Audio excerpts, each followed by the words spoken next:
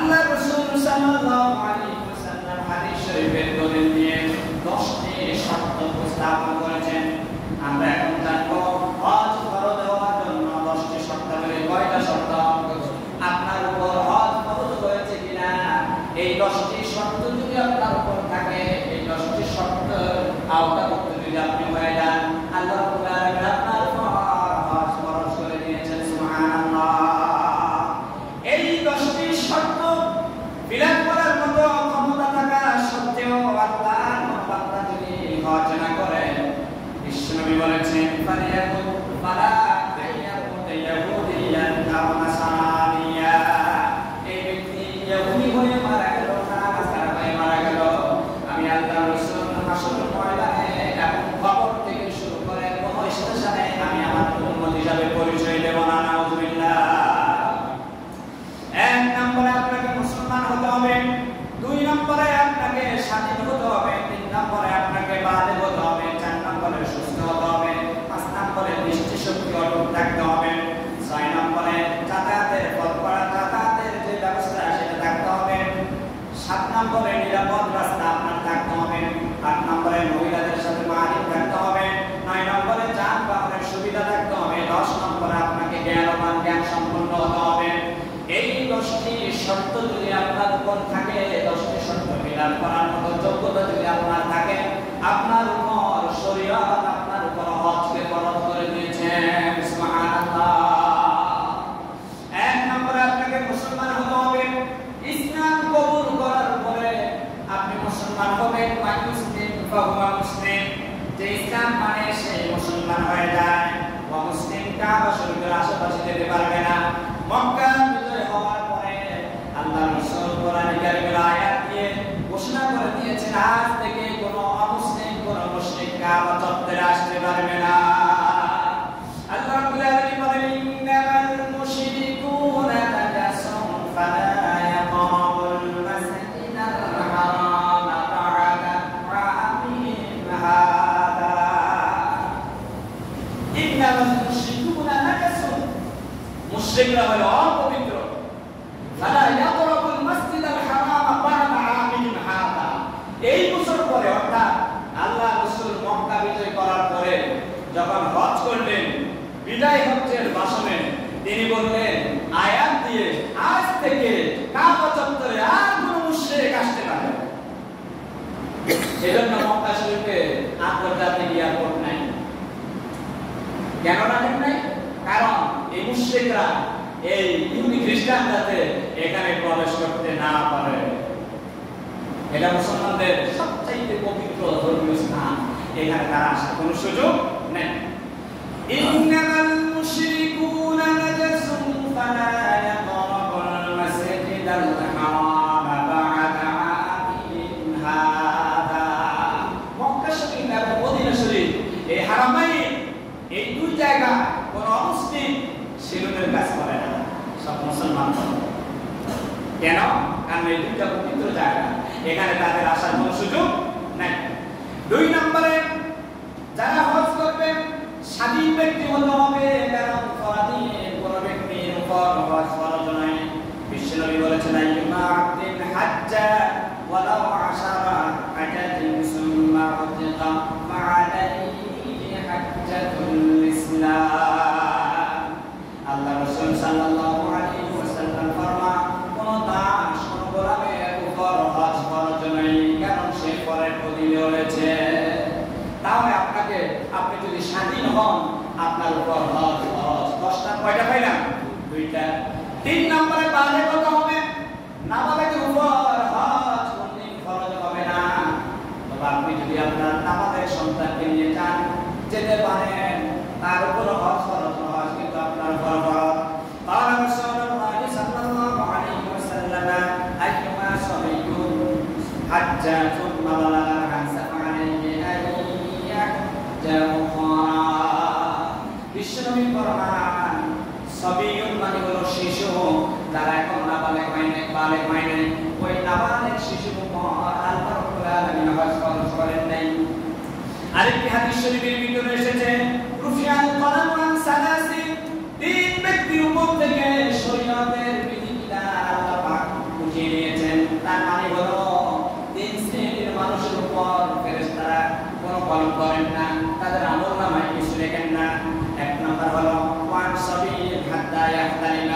শিশুর উপর শিশুর আমলনামা নাই যতক্ষণ পর্যন্ত না সে বালেগ না হয়, হাত্তা ইয়াহতালিমা মানে সম্পূর্ণ যতক্ষণ পর্যন্ত না হবে ততক্ষণ পর্যন্ত শিশুর উপর শরীয়তের কোনো বিধান প্রয়োগ হবে না। এরপর ওয়ানিল মাজনুন হাত্তা ইউফিকা, যারা পাগল যারা মাজনুন এরা ততক্ষণ পর্যন্ত তারা কি বলে তা না বুঝে ততক্ষণ পর্যন্ত তাদের উপর শরীয়তের কোনো বিধান কার্যকর হবে না। 3 নম্বর হলো ওয়ানিল নাইম হাত্তা ইয়াস্তাইকিদা, কোন ঘুমন্ত মানুষ যদি ঘুম দেয় ওই ঘুমন্ত মানুষের উপর শরীয়তের কোনো বিধান কার্যকর করার ব্যবস্থা নাই। তাহলে আপনি যদি বালেগ না হন, আপনার সন্তান নিতে পারেন একটা হজে শিক্ষা দেওয়ার জন্য, প্রশিক্ষণ দেওয়ার জন্য, ওর উপর হজ ফরজ নয়। 4 নম্বরে এই ব্যক্তিকে সুস্থ হতে হবে। আল্লাহ রাব্বুল আলামিন বলেন লাইসা আলাল মারিদ লাইসা আলাদ দুআফাই ওয়ালা আলাল মারিদ, অসুস্থ দায়ী দুর্বল এই মানুষগুলোর উপর আল্লাহ পাক হজ ফরজ করেন নাই। তাহলে হজ আপনাকে সুস্থ হতে হবে, সবল হতে হবে, আপনার শক্তি থাকতে হবে। হজ এক ধরনের যুদ্ধের ময়দানের মতো। আপনার যুদ্ধের ময়দানে কোনো দুর্বল সৈন্য কি যায় যুদ্ধ করতে? এটা ভারত পাকিস্তানের যুদ্ধ করে 60 বছরের উপরে কোন সৈন্য আছে? ডিফেন্সে তো তারা একেবারে 18 থেকে 21 ভিতরে প্রবেশ করা লাগে। এরপরে 18 বছর 25 বছর চাকরি হলেই তারা রিটায়ারমেন্টে চলে যেতে পারে। একেবারে যৌবনের একেবারে জীবনের মেইন সময়টা আপনার ডিফেন্সে ব্যয় করতে হবে। এই হজটা একটা ব্যাটারফিল্ডের মতো। এখানে আপনি যত যৌবন কালে যাবেন তত হজ করে তৃপ্তি পাবেন, বয়স্ক হয়ে যাবে হজের তৃপ্তি আপনি পাবেন। তাহলে সুস্থ থাকতে আপনি হজ করার রাখা করবেন। আমরা কি করি? আমরা বয়স হয়ে গেলে চাকরি থেকে রিটায়ারমেন্টে যাব, ছেলে মেয়ে সবগুলো বিবাহ দেব, তারপর হজ করতে যাব না। এটা আপনার সিদ্ধান্ত, কিন্তু ইসলামের সিদ্ধান্ত এটা নয়। ইসলামের সিদ্ধান্ত হলো যে 10টি কথা বলেছে, 10টি আপনার উপর ফিলাপ আছে, আপনার উপর হজ করো। তাহলে আমরা কি করি? ছেলে ছোটবেলায় বিয়ে করাবো, মেয়ে ছোটবেলায় বিয়ে দেব, চাকরি থেকে রিটায়ারমেন্টে যাব, জায়গা জমি সব জমা খারিজ করে ছেলেদের সবগুলো রেখে দিয়ে মেয়েদেরকে বঞ্চিত করে মাথা মানুষের সাথে হজ করতে যায়। এই জাতীয় আমাদের দেশে বহু মানুষ আছে হজ করতে যায়, জায়গা জমি সব ছেলেগুলো লিপিবদ্ধ করে দিতে যায়। এটা এক ধরনের শয়তানি কার্যক্রম। আমি প্রায় সময় বলি 2015 সালে আমি যখন হজে যাই, আমার সাথে এক নামি পরিবারের একজন হজ করতে গেল। একেবারে সরাসরি আমি তার টেক কেয়ার করতে প্রথম দিনেই সে হারিয়ে গেল। অনেক কষ্ট করে তাকে খোঁজ করে আনলাম। রাত্রে থেকে তার শুরু হলো ডিসেন্ট্রি ভালো হলো, এবার শুরু হলো কোষ্ঠকাঠিন্য। কোন রকম তাকে মক্কা শরীফে গিয়ে আমরা উমরা করে আমরা গেলাম মদিনা। আমরা যেহেতু আগে গেছি, আমরা মদিনা আজকে হজের আগে সেটা আসলাম। মদিনা শরীফে যাওয়ার পরে আমরা সবাই বিশ্বনবীর রওজা জিয়ারত করতে হচ্ছে, আর সেই মানুষের সনাত দলে বৃষ্টি হচ্ছে। আমরা হুজুরের রওজা ফজরের নামাজ পড়ে হুজুরের রওজার পাশে আমার ইচ্ছে ছিল আমি টাইম যতটুকু পাই সূরা ইয়াসিনটা যাতে পড়তে পারি। তা আমি সিরিয়াল ধরছি, আমি সূরা ইয়াসিন পড়তে আসি। আর আমার টার্গেট হলো হুজুরের রওজার সহতি ভিতরে ঢুকেই যাতে আমি সূরা ইয়াসিনটা শুরু করতে পারি। সহতি থেকে বাইরে হতে হতে যেন আমার সূরা ইয়াসিনটা কি হয়ে যায়, শেষ হয়ে যায়। এটা আমার জীবনের একটা নাম। কিন্তু আমরা হুজুর সাল্লাল্লাহু আলাইহি ওয়াসাল্লামের রওজা জিয়ারত করে আমরা সবাই ভাষায় ফিরতে পারলাম, ওই লোকটা ফিরতে পারল না। পরে একটা হাসপাতাল থেকে বাঙালি ফোন দিল জমুক নামে, আমি নামটা বলবো না, বললে আপনারা হয়তো চিনে ফেলবেন। অমুক নামে একটা লোক আমাদের হাসপাতালে আছে, সে মানুষের পায়ের তলায় পড়ে তার অবস্থা এখন ভালো আছে, আপনারা নিয়ে আনলাম।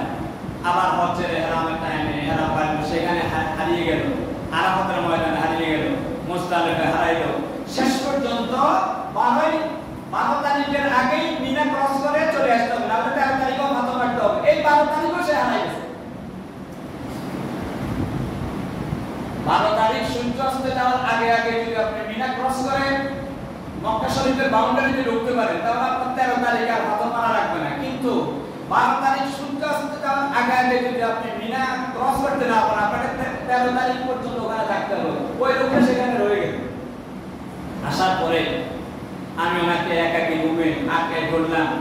সত্যি করে বলেন, 46 জনের এই কাফেলা আমার অধীনে, একজন আমাকে কষ্ট দেয় না। 46 জনের কষ্ট আপনি একাই দিয়েছেন। কি গান গলায় আসছে বলেন?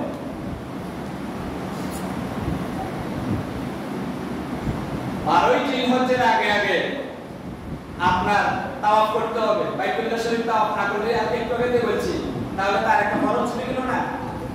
এখন তাকে কি যে মুসিবত, তার হজটা কবুল হয়েছে না, মানে আল্লাহ ভালো জানে। ধরলাম তারে, কি অপরাধ করছেন? বললো যে আমার 3টা মেয়ে, একটা ছেলে ময়মনসিংহ ইউনিভার্সিটির প্রফেসর।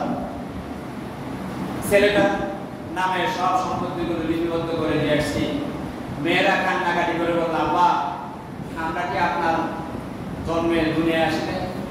আমার ছোট মেয়ে বলছিল, আব্বা আমি তো ছোট, আমাকে তো তোরা সম্পত্তি দিয়েছেন, তারা আপনি লেখেন তো, আমি মারা গেলে তো ভাই এমনি পাবে, আমরা মেয়েরা পাবো। বললো যে আব্বা, আমার মেয়ে বললো যে আব্বা তোদের জন্য দোয়া করে যায়। তো ছোট মেয়েটা বললো কি ভাইয়ের জন্য কি দোয়ার দরকার নেই? তাহলে আপনি আল্লাহ সিদ্ধান্তে হাত দিয়েছেন আর আপনি হজ করতে গেছেন, আপনার হজটা কবুল হবে? ওয়ারিসি সম্পত্তি এটা সিদ্ধান্ত কার? ইসরাকার মিসকা হাত দিল হুসাইন, এই সিদ্ধান্ত কার? আপনি যখন আল্লাহ সিদ্ধান্তে হাত দিবেন, আপনি দুনিয়াতে শাস্তি মুখোমুখি হতেই হবে।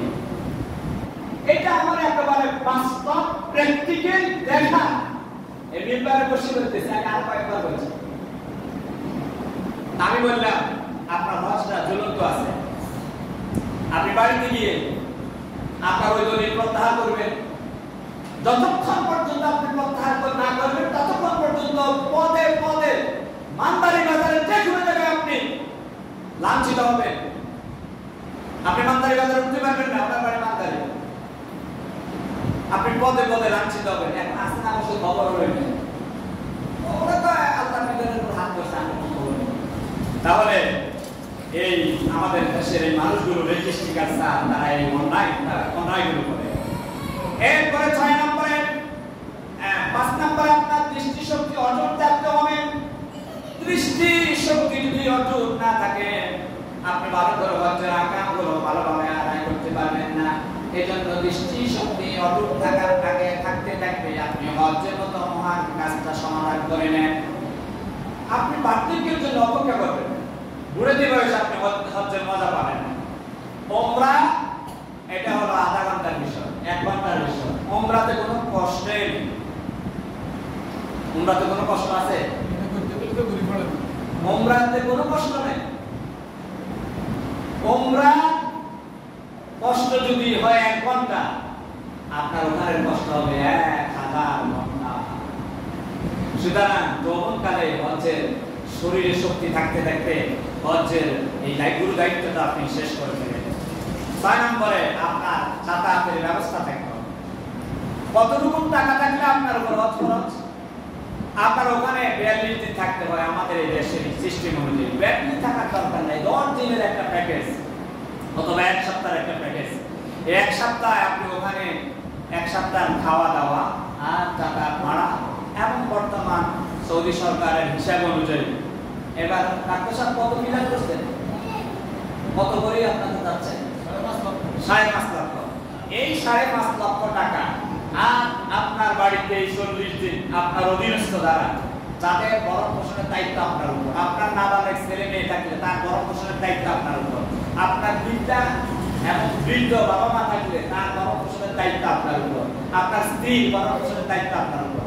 এই কয়েকজনের উপর, এই কয়েকজন ছেলে মেয়ের খাবার দাবারের দায়িত্ব কার? বাবা। বৃদ্ধ বাবা মা যদি থাকে, অন্য কোনো সন্তান যদি না থাকে, পুরো টোটাল দায়িত্ব আপনার উপর আর আপনার স্ত্রী। এদের ভরণ পোষণ, এই 40 দিনের ভরণ পোষণ আর আপনার 5.5 লাখ টাকা। তাহলে এই 40 দিনের ভরণ পোষণে 1 লাখ টাকা ধরেন, আর আপনার ওখানে 5.5 লাখ টাকা, 6.5 লাখ টাকার মালিক যদি আপনি হন, আপনার উপর হজ ফরজ বা বাকি এগুলো যদি থাকে, আপনার যাতায়াতের ব্যবস্থা, নিরাপদ রাস্তা, মহিলাদের সাথে মাহারিম, যানবাহনের সুবিধা, জ্ঞান সম্পন্ন হওয়া, এই শর্তগুলো যদি থাকে, 6.5 লাখ টাকা যদি থাকে, আপনার উপর হজ ফরজ। আপনি যদি হজ না করেন, কারণ আপনি তো আল্লাহর কাছ থেকে 80 বছরের হায়াতের লিজ নিয়ে আসেন। আপনি 80 বছরের হায়াতের লিজ নিয়ে আসেন। আমি আবার বলছি, 1 নম্বরে মুসলমান হতে হবে, 2 নম্বরে আপনাকে স্বাধীন হতে হবে, 3 নম্বরে আপনাকে বালেগ হতে হবে, 4 নম্বরে সুস্থ হতে হবে, 5 নম্বরে দৃষ্টিশক্তি অটুট থাকতে হবে, 6 নম্বরে যাতায়াতের ব্যবস্থা অর্থাৎ পথেও টাকা পয়সার ব্যবস্থা থাকতে হবে, 7 নম্বরে নিরাপদ রাস্তা থাকতে হবে। এই যে এখন ভারত এবং পাকিস্তান এইভাবে যদি থাকে, তাদের বিমান যদি উন্নয়ন করতে না পারে, তাদের জন্য একটা রেস্ট্রিকশন আছে। এটা হলো নিরাপদ রাস্তা। 8 নম্বরে মহিলাদের সাথে মাহারিম থাকতে হবে, 9 নম্বরে যানবাহনের সুবিধা থাকতে হবে, 10 নম্বরে আপনাকে জ্ঞান সম্পন্ন হতে হবে। এই 10টি শর্ত এবং 6.5 লাখ টাকার মালিক হলে আপনার উপর হজ ফরজ।